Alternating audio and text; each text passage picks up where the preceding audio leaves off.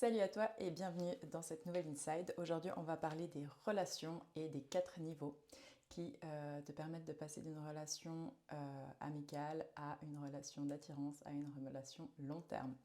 En gros, en tout premier, le niveau 1, c'est l'attirance. Ça veut dire qu'il ne se passe pas grand-chose, mais il y a une attirance et du coup, tu vois cette personne d'une certaine manière. Quand tu es à ce niveau-là, généralement, ça ne sert absolument à rien de te faire des films et perdre ton temps et ton énergie mentale pour quelqu'un. Ok.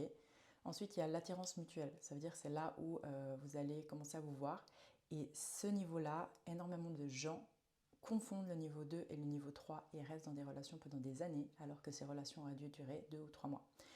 Pourquoi je te dis ça? Parce que le niveau d'après, c'est le commitment. En gros, c'est que la personne veut construire avec toi. Donc en gros, le niveau 2, c'est tu as un champ et toi, tu es prête à bâtir quelque chose dessus, sauf que le builder, il n'a pas envie. Dans le sens que lui, il est en train de vivre sa vie et il est là parce que c'est confortable.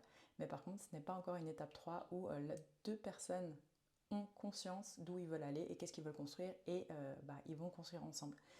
Et c'est là en fait une relation, ça se passe. Dans le sens qu'une relation long terme et durable, au début, il faut capter qu'est-ce que tu veux et avoir le courage en fait de montrer du doigt l'éléphant qui est dans la chambre. Dans le sens que souvent on a tendance à croire que si on est dans cette relation, plus on va se rapprocher de la personne, plus cette personne va vouloir en fait construire avec nous. Mais en fait, une personne qui n'a pas envie de construire avec toi, elle va pas le faire. Et tu vas perdre du temps.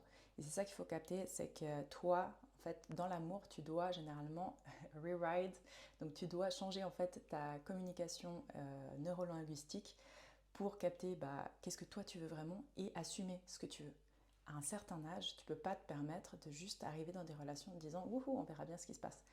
Si toi, ce que tu veux et ce que tu cherches, c'est pas juste on verra bien ce qui se passe et c'est pas juste des papillons, je vais te dire un truc et il faut vraiment que tu le comprennes, c'est que l'attirance et l'attraction et les connexions, tu peux en avoir plus qu'une, ok?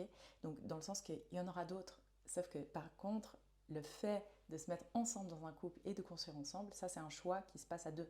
Et cette conversation, donc toutes les conversations difficiles que tu auras, fera que ta vie sera plus facile. Sauf que si tu ne les fais pas comme la majorité des gens, parce que tu te dis c'est bon, de toute façon, on verra bien, mais en fait, le on verra bien, c'est de la peur. Ok? Si tu n'arrives pas à assumer ce que tu veux vraiment dans la vie, tu l'auras pas. Surprise! C'est vrai, dans le sens que même toi, tu n'es pas sûr de pouvoir l'avoir. Alors pourquoi est-ce que tu demandes à quelqu'un de gérer ça pour toi?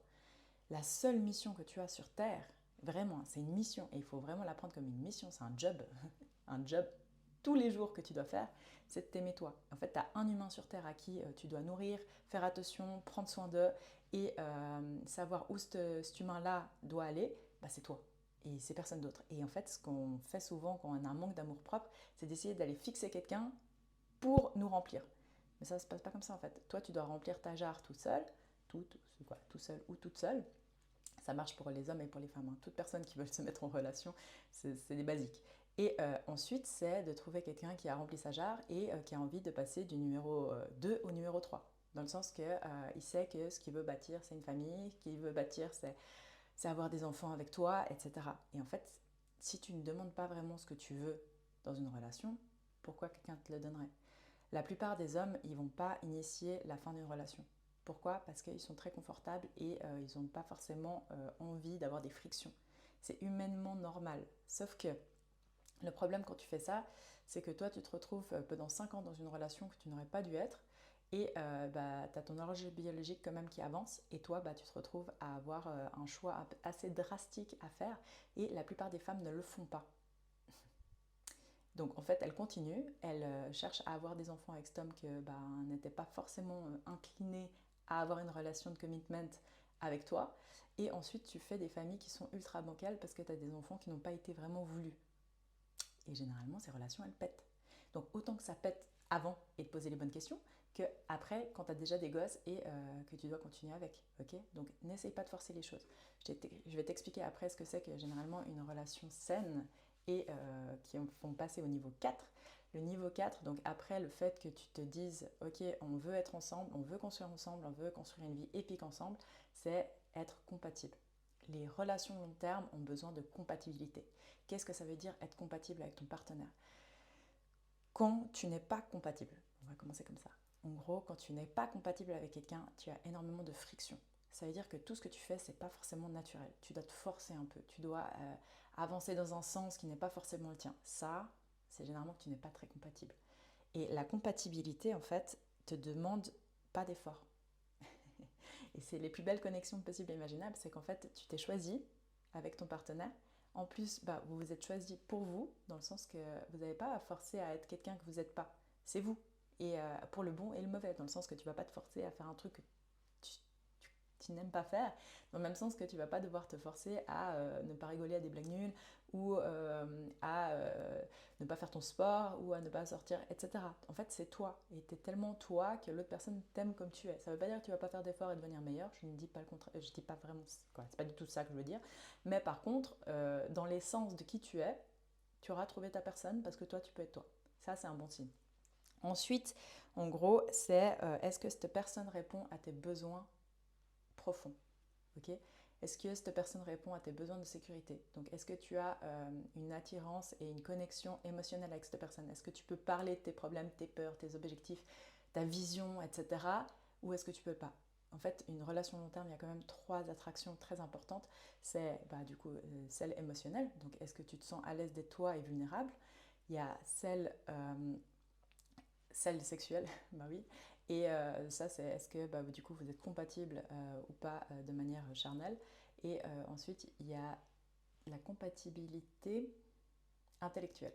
En gros, est-ce que tu as du plaisir à discuter avec cette personne? Est-ce que tu as des back and forth dans le sens que tu peux discuter avec cette personne, tu auras une discussion qui est intéressante pour toi. C'est-à-dire qu'il n'y a pas tout le monde qui a le même type d'intelligence, il y a 7 différents types d'intelligence, mais par contre, toi, l'intelligence qui te parle le plus, est-ce que cette personne aussi la partage? Dans le sens, est-ce que vous pouvez discuter de sujets qui t'intéressent? Et ça, souvent, en fait, on passe outre, dans le sens qu'on ne voit pas l'importance à quel point c'est important d'être quand même connecté sur différents niveaux.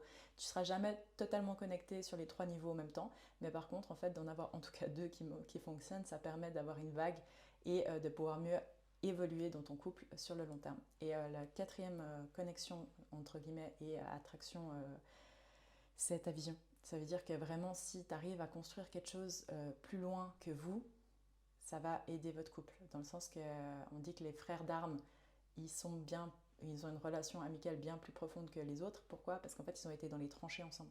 Et en fait, quand tu vas dans les tranchées ensemble, tu connectes à un différent niveau que si tu n'aurais pas fait d'activité particulièrement difficile avec quelqu'un.